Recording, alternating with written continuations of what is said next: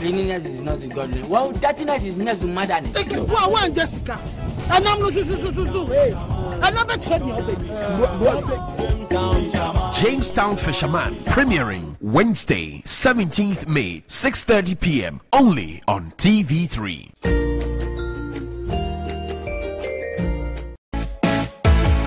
Do you want to have all the 411 and trendy fillers in town? Then you are at the right place. Do you want all the juicy music videos? Then you're tuned into the right program. Do you want to know where all your favorite celebrities hang out and what they do? Your Saturdays just got better with me, MFA.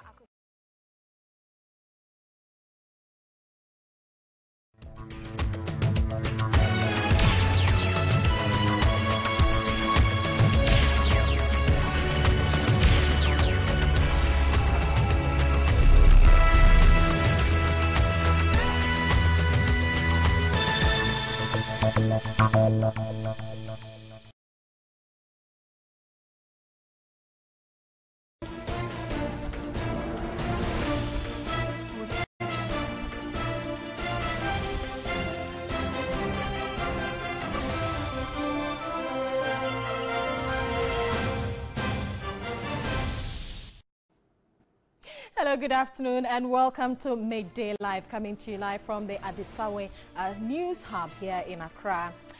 My name is Asiedu-Dartey. Let's look at our top stories now.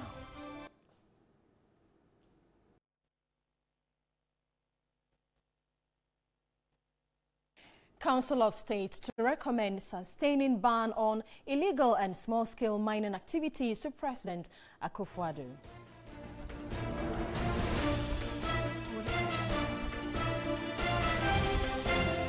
3 private health facilities in Ashanti region fold up due to indebtedness of the National Health Insurance Authority to health facilities across the country. We'll bring you more on this particular story.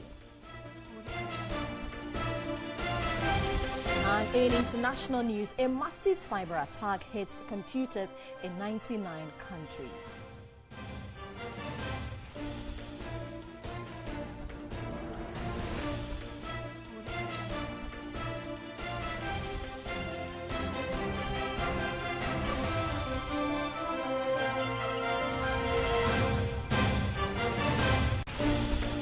Details of these, including sports and entertainment, coming up in the next 1 hour. This is Midday Live. Stay with us.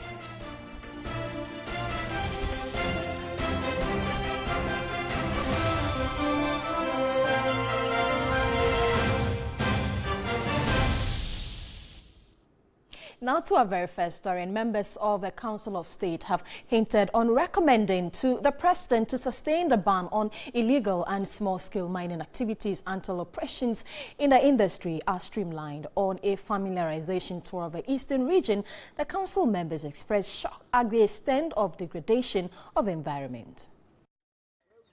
The destruction caused by illegal mining in the country is highly documented without any contestation.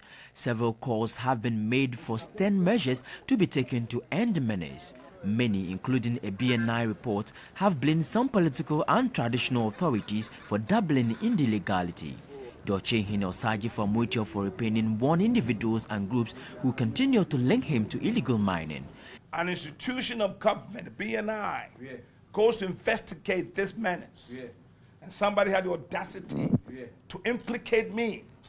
So it's crazy for anybody to think that I'll get up at night and go steal my own land illegally. Anybody that my lawyers here impugn my name to this activity will have to meet us in court. He said his rule to end an illegal mining cannot be compromised, expressing anger and frustration to the destruction caused. He reiterated the effort he made during the previous administration to flush out illegal mining, which was not successful, however, expressing hope the Nana-Addo-led government will find a lasting solution to the menace.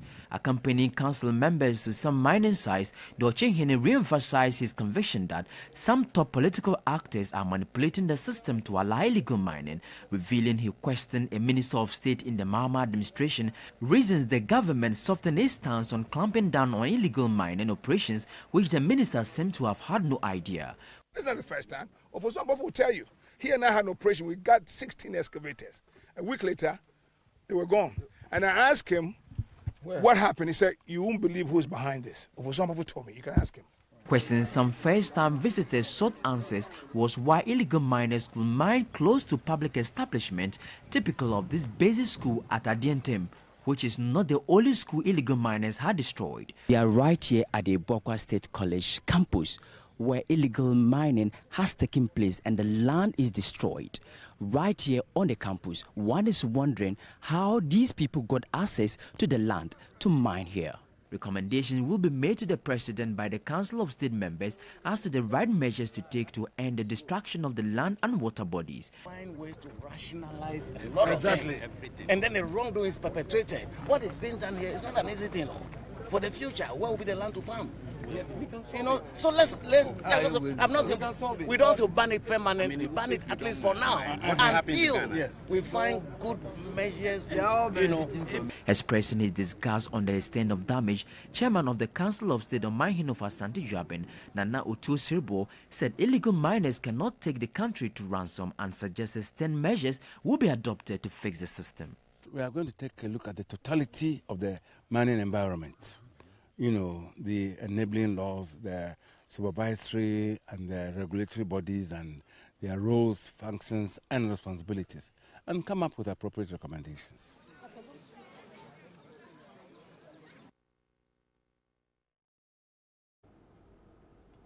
A criminal lawyer, Martin Pebu, is advocating the fading out of police prosecutors in the cities to rural communities. He said there cannot be development in the judicial system when persons who are lawyers serve as prosecutors in court. A private legal aid body, Help Law Ghana, with support from the Open Society Initiative of West Africa, OSIWA, is advocating reforms in the criminal justice system with the purpose of decongesting the prisons. Speaking on the topic, the challenges of the criminal defense lawyer to indigent defendants, Martin Pebu said criminal procedures have not seen any improvement because non-professionals are engaged in justice delivery. We have well over 1,000 policemen who act as prosecutors. I don't know how you can develop and hope to continue developing when you are using persons who are not trained as lawyers as prosecutors. What I envisage is a situation in which we will begin to phase out the police as prosecutors in the urban areas and then scale it up into rural areas. The Executive Secretary of the National Identification Authority, Professor Kenatefa, said suspected criminals have been represented by some private lawyers on pro bono, contrary to the assertion that criminal lawyers do not engage in cases for free. He said the Ghana legal aid scheme is challenged, leading to suspects spending so many years in prison without representation in court. For persons whose legal predicaments are compounded by financial indigence, the availability of state-funded legal representation marks a significant advance on this fundamental right, as well as the promise of equality, which is everywhere perennially problematic and threatened by poverty. A law lecturer at Gimpa Law School, Edmond Amakwe Foley, suggested probation in the criminal system to decongest the prisons. Executive Director of Help Law Ghana, Eric Alifo, said the country's legal aid system is ineffective and has contributed to the failure in justice delivery. I don't think that Ghana's legal aid system is working very well. I don't think so at all. And besides, they are not even representing the people they should be representing. We who are the accused persons, people who are charged with criminal offenses. Now let's get to the Volta region, and government has intensified the curfew hours imposed on Alavanyo and in Konya Township in the Volta region. A statement issued by the Interior Ministry Friday stated effective Sunday, the hours which were previously from 11 p.m. to 5 a.m. each day will be intensified from 8 p.m. to 5:30 a.m. Unknown gunmen on Thursday attacked residents of Alavanyo Peme, killing a 15-year-old boy with a 17-year-old boy sustaining gunshot wounds. The attackers are said to have stormed the town, opening fire on the teenagers who were taking their supper. The deceased have been identified as Prince Anakuche. There is heavy military and police presence in a conflict-prone town. The Interior Minister and other security chiefs have assured of adequate security measures to forestall peace in the area. Right now, though, I have Cosmos Kofi Adakruche, and he is a resident in Alavanyo, to bring us updates from that part of the country. Good afternoon, Kofi, and thanks for your time. Good afternoon, Kofi, and thanks for your time. Thank you, and good afternoon, too. Well, so what can you tell us about the situation there right now? Okay, at the moment, first, I want to do some correction. Well, Kofi, hello, Kofi. Yeah. Well, if you can hear me now, could you please... Yes, Kofi, please listen. Could you please turn the volume of your radio set, please? And yes, please. Okay, all right. So you can go ahead. Okay. If Alavanyo, they may not pay me. Yeah, it's pay me. And at the moment, I may say that security agencies are on the ground and the patrol teams are patrolling the area. So for a moment now, there is, I may say, silence in the area. Well, so the victim of Thursday's shooting, has he been buried now? Hello, Kofi, if you can hear me. No. He was carried by the police and the military to Pando district. Well, so the curfew hours has been, extended or reviewed effectively Sunday. So the hours which was previously from 11 to 5 p.m. each day will be intensified. And so from Sunday, it's going to be 8 p.m. to 5:30 a.m. Are residents happy about this? No, they are not happy about it because we don't think this curfew can solve this issue. Because the people, they are in their house, various houses, for people who come from the other places and come and shoot or fire, do any nonsense that they like. So I don't think the curfew can solve the problem. Well, so what exactly, you are a resident there, what exactly do you think should be done? Okay, to me, I may say it's the responsibility of the government to see if that the peace prevails. If not, the thing will still continue. Well, but there is, as you have said, we have police and military presence there in the town, and so there's relatively peace there. But what more are you expecting? Yeah, for that, they are doing their responsibilities, but still they have to do much than this. Well, I don't know where you are currently, but can you tell us that, confirm to us whether residents are cooperating with the military and police presence there? Oh, at the moment, I'm in Alavanyo. As I'm speaking now, I'm in Alavanyo. And for the security agencies, they are trying their best. Well, thanks so much. I'm speaking now, they are still patrolling. Well, thanks so much. I have been speaking with Cosmos Kofi Adakruche, and he is a resident of Alavanyo. Let's move on to some other stories. And the chiefs and people of Nabari in the West Mamprose district of the Northern Region want government to ensure the Millennium Villages project is sustained. They lamented medicines and supplies to the project are not forthcoming. The Savannah Accelerated Development Authority, SADA, and the Millennium Village Project, MVP Rural Development Model, started in 2012. The 5-year development model aims at achieving the Millennium Development Goals, focusing on educational infrastructure, health, agriculture, transport infrastructure, and many others. The beneficiaries are deprived communities and, if successful, will be replicated in other areas. In all, 35 communities across the Mampurugu Maduri and the West Mamprusi in the Northern and Busa South District in the Upper East region benefited. Residents of one of the beneficiary communities, Nabari, says the project has achieved great results. The community received a health facility. Residents are, however, worried about the sustainability of the project. Sada MVP, they built a clinic for us, which is serving about 12 to 15 communities. So our women no longer go to Walwali to give birth. So in fact, infant mortality or child mortality is zero. Provided with enough drugs. But now that they are phasing out, it looks like everything is going into a halt.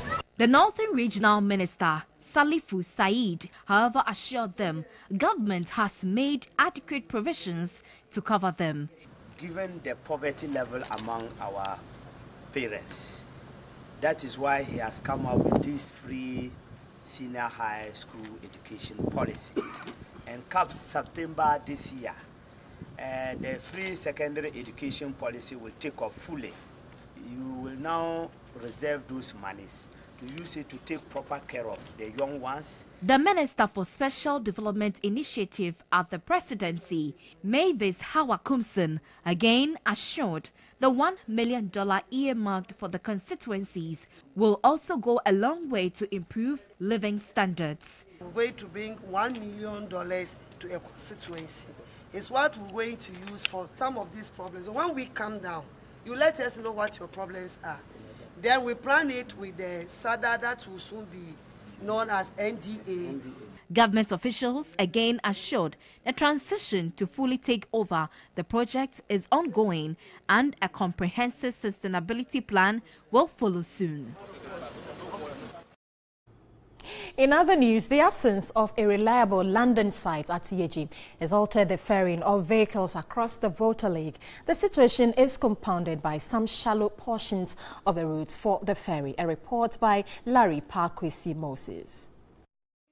The operators of the ferry has closed the Buipe Bridge for maintenance works, forcing drivers to resort to the use of the Yeji-Salaga Road, where they can cross over the Volta Lake on the ferry. At the waterside is a collection of travelers and food vendors selling and buying things that suit their fancy. This is because travelers have to wait for long hours before getting access to a ferry that will carry them across the lake. For about a year now, the old ferry boat Nana Besemura is safely parked on land due to the shallow nature. As a way out, a smaller ferry boat, Akradi, was brought in to facilitate the movement of vehicles and travelers across the Volta Lake. At the moment, Akradi is securely anchored on a wood log and stones are slow tide on the lake. Captain of the new ferry, Joseph O'Day, said the boat nearly ran into disaster when it was unable to land. The government should see about here to make a proper landing area for the ferry to be able to land, because if you look at the table where the car is coming, it's not properly, it's hooking, jacking. The water bus that has been provided takes a maximum number of 52 passengers with small loads, leaving behind a large number of travelers stranded and frustrated for long hours. Two travelers, Maxwell Ejiri and Berima Wuni, who spoke to TV3, narrated the frustrations associated with crossing on the Volta Lake at Yeji. Before we take our monies from them, we were from a queue, very long one, and some couldn't get their monies from them.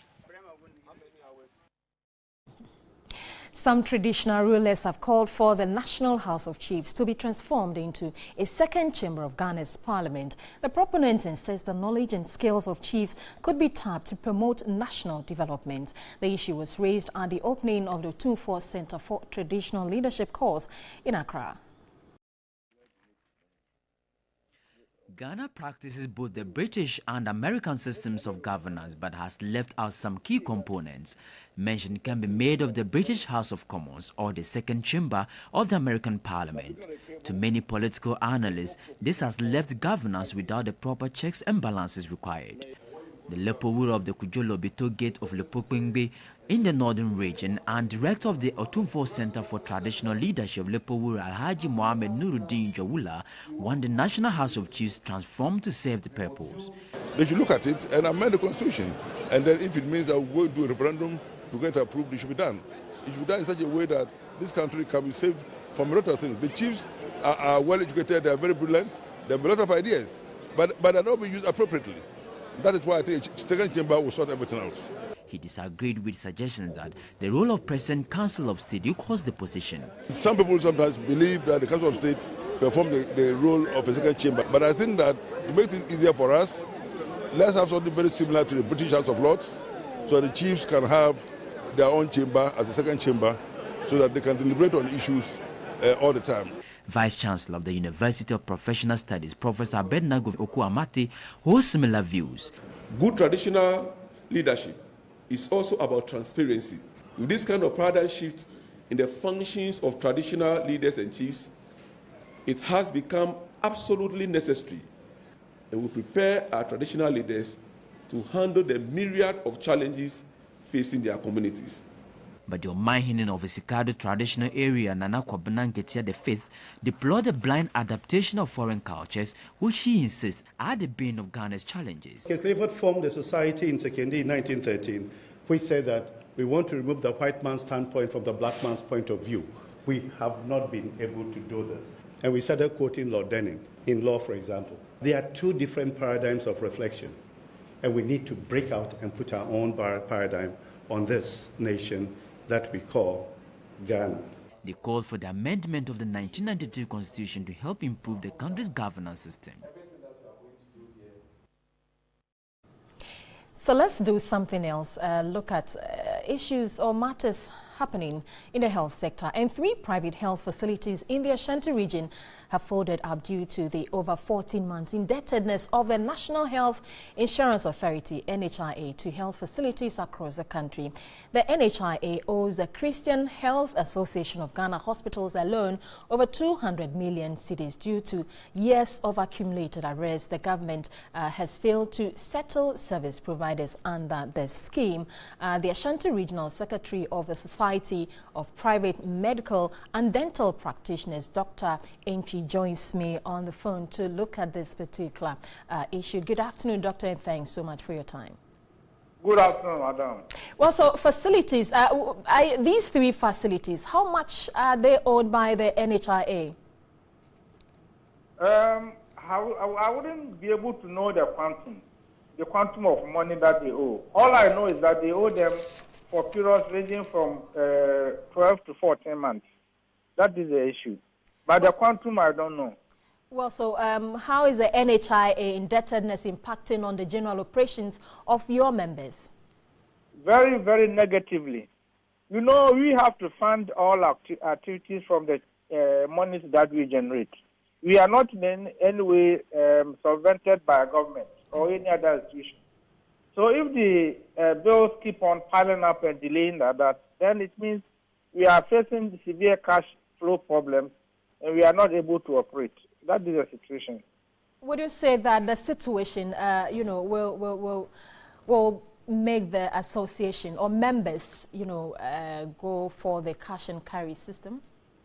Well, that is not what we are contemplating now. Because when you go cash and carry, it doesn't affect the government directly. It's the citizens that we are, in a way, punishing. So we shall still go for dialogue with the NHIA to let them realize the harm that they are doing to us in the first place and to the citizens in general in the second place. But looking at the situation, does that not call for a cash and carry system, so you don't have enough of a medication, government owes you, then definitely people who come in would have to purchase their own drugs. Yes, then what happens is those who opt out, if those who opt out of the national health insurance, then people have no choice but to go and pay upfront or pay out of pocket. But those who still remain that is not an option. Well, so how are your members coping with this situation? We are not able to cope. You know, as I said, the bills that we have to pay, the salaries that we have to pay, the utilities and the taxes that we have to pay, we have no means of paying. So it's as bad as that. So we are really despondent. We just don't know what to do. Well, Dr. Kwame Entry, thanks so much for talking to us. I have been speaking with Dr. Kwame Entry. He is the Ashanti Regional Secretary of the Society of Private Medical and Dental Practitioners. And in the studio, I have Frank Richard Toblu, and he is the Executive Director, National Health Insurance Service Providers Association, HISPA. Good afternoon, and thanks for joining us here in the studio. Thank you very much. Yes, so days ago, government said it had paid only 1 month, of the amount. That's 12 months arrears owed. Where all members paid the 1 month? Not at all. Some members still do not have the 1 month as I speak to you. And that is the difficulty the providers are going through. Even the 12 months indebtedness of the National Health Insurance to the service providers nationwide, some facilities are even owed more than the period as stated. Some are being owed for 14 months. Selected people are owed 14 months. So that is the situation we having as I speak to you. Well, but the information or the news that came up was that government has paid 1 month of the NHI's arrears. So I'm surprised that not all of them receive their share of it. Yes. Even as I speak to you, a facility called our office from Bolga. It's just unfortunate I wouldn't be in a position to put the facility's name on air. Okay. Otherwise, I would have done so. Called us at yesterday, indicating that he had not received his 1 month. And when he went to the office, he was told that his will come later. So this is one of the cases, live cases, as I'm speaking about. And there are other ones that are there, you understand. So the situation is terribly terrible. Do you know the amounts that is owed HISPAC members? Do we know that it's over 14 or 12 months, but do we know the amount that they owe the members? If you could remember, the last time I was in this same studio here, and I've given you a total of 680 million Ghana cedis. That was the total indebtedness of the National Health Insurance to the service providers across the country. That is the total amount.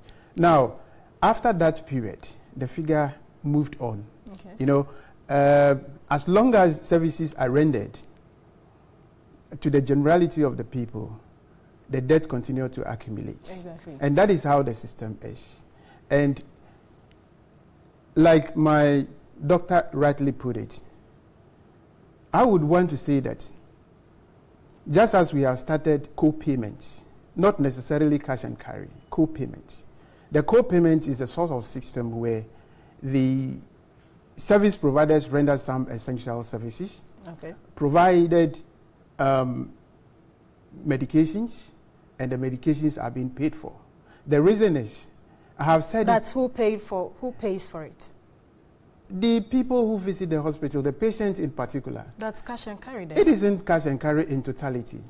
Now, when the hospitals provide the professional services, for example, when you get to the consulting room, these services are the prerogative of the medical practitioner. He determines what goes on with you at any point in time. Exactly. For example, if you've given your history to the doctor, he tells you, it is this is typhoid, this is malaria, this is that. That is professional services. That one, he is not going to charge you upfront for you to pay. That doesn't go for cash and carry. Then when it comes to the medication, diagnosis, and other things, definitely you have to pay for it. The reason is as simple as this. One, the medicines that are given to the people are supplied by some other group of people, that is the pharmaceutical companies. They also procure these medicines from some other institutions, import them into this country. Then when they provide you with these medicines, you give it out. 7 months, 8 months, you are unable to pay these people. To pay them back.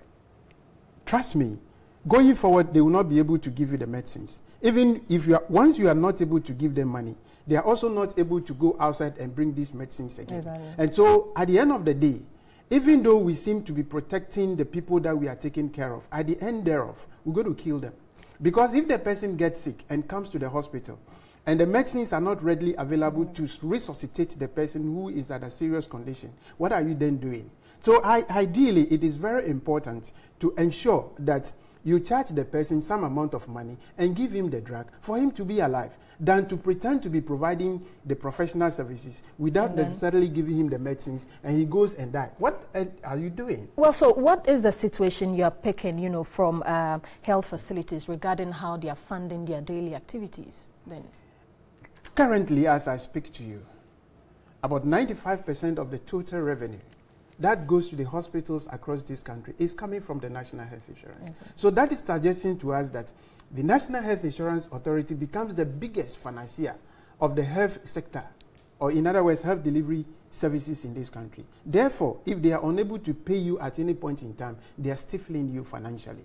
And that is exactly the situation we find ourselves in now. So how are they operating, you know, daily activities? How are they, you know, for some hospitals in the rural areas and all that? And that is the reason why we're moving on to the co-payment system. And the co-payment system, since last month that we started that, has been very, very helpful and successful, to the extent that we've been able to educate the people who visit the hospital, informing them that, look, the situation is terribly terrible. If we are giving you medicines, we are not replenishing our stock. At the end of the day, you come again and you will not see medicines at all. So they are beginning to understand the situation. And this is where we want the government to understand that, look, it is important as quickly as possible to make funds available to the hospitals to enable them continue providing services to the people of this country. That is the situation we find ourselves. Anything short of that, I think we'll be running towards a disaster. In the interim, how best can we deal with this particular issue? Because it's been there every now and then we hear that, you know, service providers, government-owned service providers, and it affects, you know, the health of the people, Ghanaians. You know, people come to the hospital and they don't have medicines and all that. That's beautiful.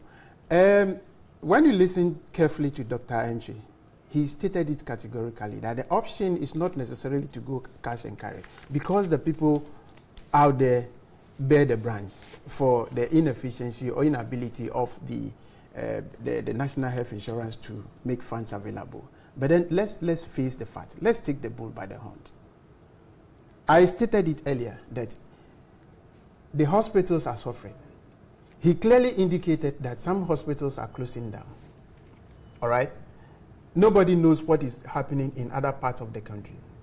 If that should continue, you will see that it is not going to be only the closure, but it's also going to affect the quality of services that is being rendered. Let us not only underestimate this. But as an association, have you come together, and, you know, what kind of pressure do you intend putting on the NHIA, you know, to ensure that, looking at, you're saying that hospitals are closing down and all that, that we put an end to some of these issues? Number one pressure is to go for co-payment. It's a very nice pressure. You might not understand it. Trust me, let me sound a little bit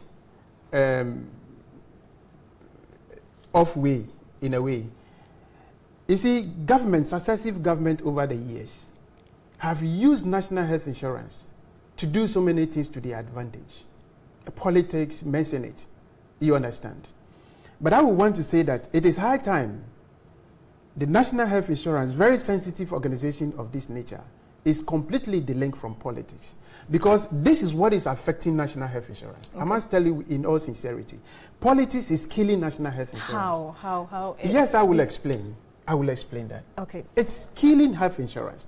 That is to say that, you see, if you look at National Health Insurance as an organization, I would want to say that it is one of the biggest social intervention entity that government is, you know, using today. Health is in everybody's home, including the president of Ghana. Health condition is in everybody's home. Therefore, if somebody is actually looking at health as an institution, as a sector, and he tries to use it, he's likely to get advantage over the other person who is not using it. But I am saying that where we find ourselves, it is very important we delink that completely, so that when it is not going well, everybody can speak to the issue.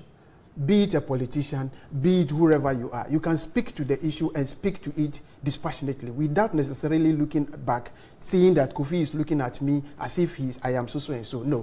Well, thanks so much. I think that in the coming days, we will be looking at this particular issue still. Well, so thanks so much, Frank, Richard W, for joining us here in the studio. And he is the Executive Director, Health Insurance Service Providers Association of Ghana, HISPAC. This is still Midday Live. Stay with us.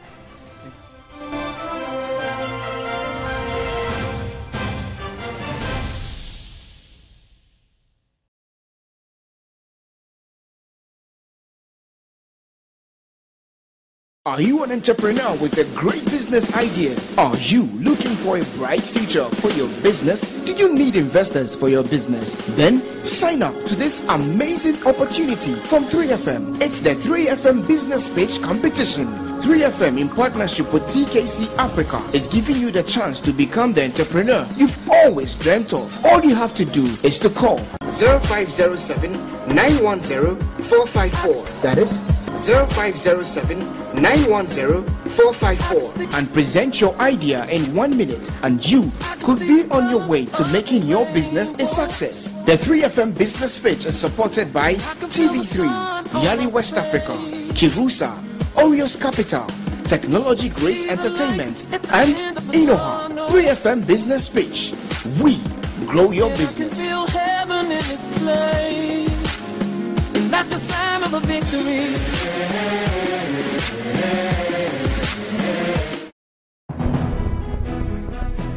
When the news breaks, reporters and anchors broadcast it. Analysts will talk about the impact of this on society. But current affairs will set the agenda for policymakers to implement it. This is what we do on Agenda. It's sharp, authentic, and hard-hitting. My name is Deborah Kwabla. Join us as we set the agenda. Agenda now shows on Sundays at 3 p.m. only on TV3 and is supported by 3FM 92.7 Accra. Business, the heartbeat of every economy. The booze and the chairs of the stock market shows who's making profit and who's crumbling under the harsh business environment. On Business Focus, we crowd out the noise for you to make informed decisions on your investment. I'm Pakwisi Asare and I talk business. Business Focus, Mondays 6 p.m. only on TV3. Brought to you by Asad Tech Roofing, Acacia Health Insurance.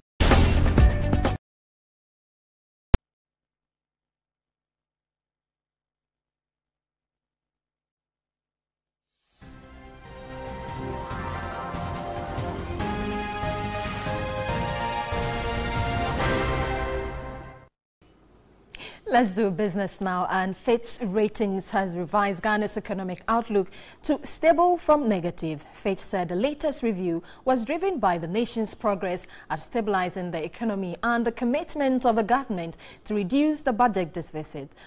Fitch judges say that a new government will make progress in reducing the budget deficit after the election-related slippage in 2016, albeit with continued downside risk.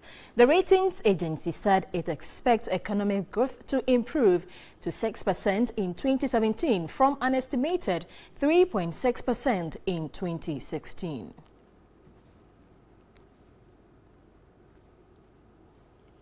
The National Canoe Fishermen Council has condemned the unruly opposition to the fisheries watchdog volunteers by fishers from the Ada area. This the council deems as an affront to the fight against illegal, unreported and unregulated fishing practices, vowing to wage war against anybody who discourages them. On the 5th of May 2017, irate fisherfolk protested the inauguration of a fishing watchdog volunteers at Otrope in the Adan West district of the Greater Accra region. The group, which later apologized for their action, said they feared the task force will interfere in their activities.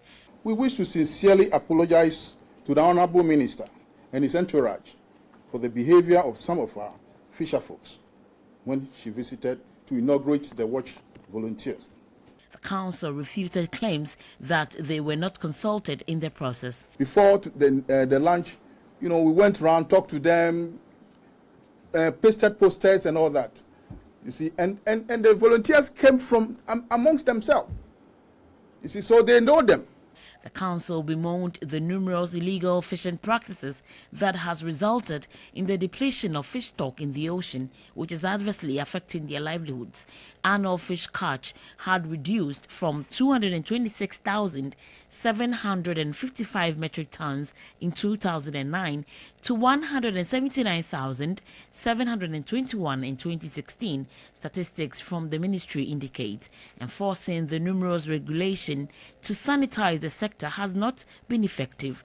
Involving the fishermen in policing the landing beaches, in the council's view, would be more effective. So we said we want to police the landing beach ourselves, because something will happen. You just call the marine police or you call Navy before the people are gone or they've done whatever they want to do. So if we are there, we can stop what is going on. Executives from various fishing communities pledged support to the fight against illegal fishing. We in FETE have resolved not to spare anyone who indulges in light fishing. We will hand you over to the police and destroy your equipment. My fellow chief fishermen, let's all put our feet down and wage war against the illegal fishing, especially light fishing. This is still Midday Live. We are back with sports with Nana Kojo-Afre, standing by with the latest from the world of sports. Stay with us.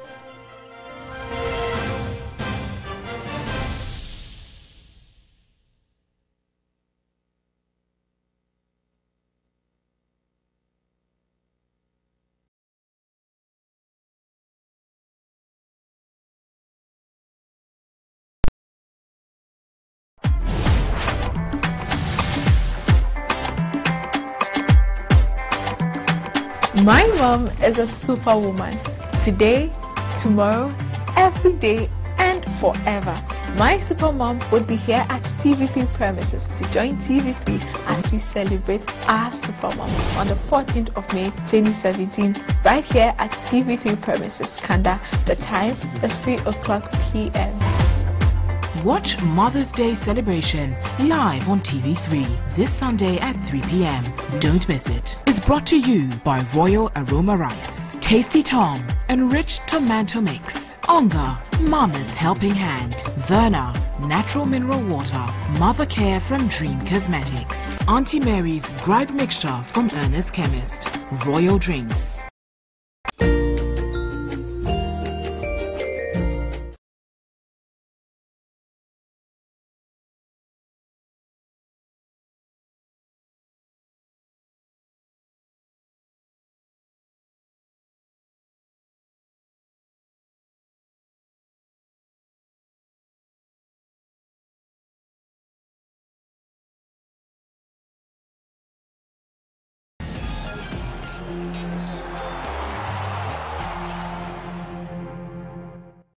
Thanks very much for staying with us here on Midday Live. My name is Nana Kojo-Afre with a sports update for you. And we all know that this weekend we'll wrap up the first round of the Ghana Premier League. Let's bring you the list of fixtures for games coming up for match day 15, which ends the first round of the Ghana Premier League. And it all begins today. And let's go through them. So West Africa Football Academy league leaders tied on the same point with the Diana Stars on 29. We'll take on Inter Allies. Mania of Osulabi is in Sugakope. Will bring us details about that game. Kumasi Asante Kotoko, who are without a win in 7 games in the Ghana Premier League, will take on Tema Youth. That will be at the Bayara Sports Stadium in Kumasi. They have a new man in charge of the team, Stephen Pollack. If you don't know, he's taken over from Frimpong Manso. Brekum Chelsea will be up against Great Olympics, who beat Kumasi Asante Kotoko 2-0 last weekend. Bechem United will be up against Indiana Stars, and that is a Bro and Halford derby. And Indiana Stars will be hoping that they can win that game to keep up the pressure on Bechem United, depending on whatever happens between the game for Wafa and Inter Allies. And Ashanti Gold, Sika Akono, struggling, we must say. He will be up against Wa All Stars, the defending league champions. Elmina Sharks will be up against Ebuswan Dwarfs, and that one is in Cape Coast. So it is the Central Regional Derby in the Boga. All Stars will be up against Mediama, and in Accra, Liberty Professionals up against Accra Hartefolk. So last night, we all know what happened in the English Premier League. Chelsea are crowned champions of the English Premier League after beating West Brom by 1-0. Let's bring you